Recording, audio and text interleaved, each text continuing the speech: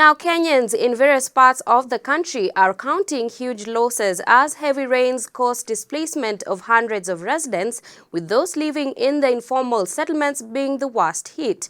The situation has now escalated to extreme levels, especially in Nairobi County, with the Kenya Meteorological Department issuing warnings for citizens to prepare for more heavy rainfall.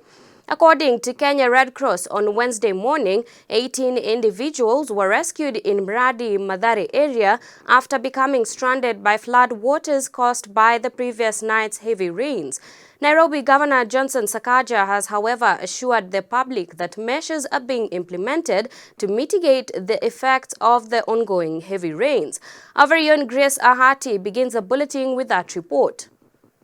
As heavy rains continue to wreak havoc in various parts of the country, the weatherman has now warned Kenyans to brace for more, with flooding being expected in low-lying areas, those in floodplains as well as in urban areas with poor drainage. The situation has reached critical levels in certain parts of the nation, with reports of extreme flooding emerging. Nairobi County in particular has been severely affected as residents walk up to flooded residences and businesses, impassable roads, and fallen trees following a night of relentless downpours. The impact of the weather was evident on major transportation routes as well, as sections of the Thika superhighway had to be shut down at the Juja flyover due to the floodwaters from Juja town obstructing the roadway. Additionally, Kenya Railways also had to halt their commuter rail services due to safety concerns posed by the adverse conditions. Speaking while meeting Nairobi County elected leaders and other officials, Deputy President Rigathi Gachagua expressed concern over the devastating effects of the rains.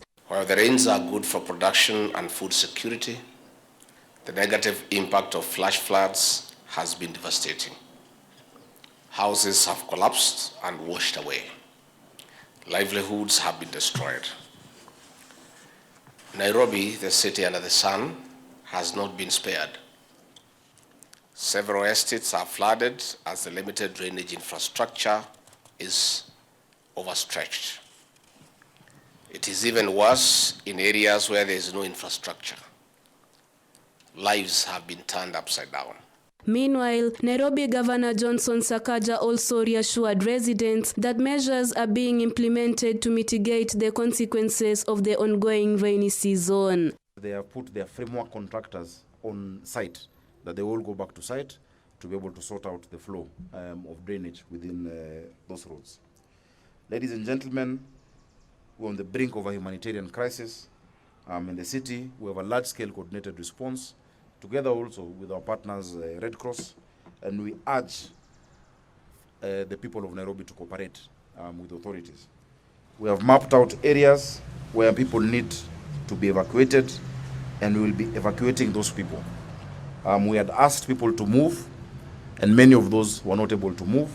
This comes even as the Kenya Red Cross Society, in a statement on Tuesday, disclosed that at least 38 people have been killed by the floods across the country, noting that the flood situation is moving from emergency to disaster level. The humanitarian agency has noted that at least 23 counties across the country have been affected since the onset of the March-April-May rains, leaving more than 110,000 people homeless. To cushion the lives of citizens, government-led relief efforts are ongoing across all counties with support from humanitarian partners. Meanwhile, Kenyans have been advised to exercise caution during this rainy season to lessen the risks of the impacts of the rains. Reporting for Hope TV Newswatch, I'm Grace Ahati.